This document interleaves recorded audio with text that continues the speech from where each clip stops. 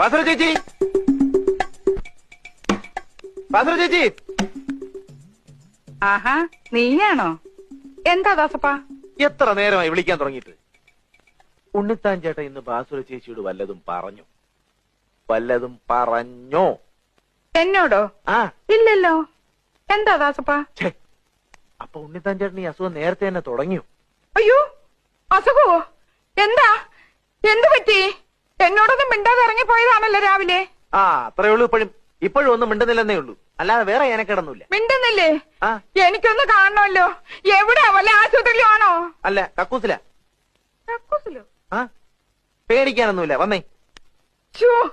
എന്തൊക്കെയാ ദാസപ്പ ഈ പറയുന്നത്? ഇന്നലെ രാത്രി മാടമ്പള്ളി വെച്ചൊന്ന് പേടിച്ചതാ. ആ, പേടിയുണ്ടെങ്കിൽ ഒറ്റയ്ക്ക് പോവണ്ട, ഞാനും കൂടെ വരാന്ന് പല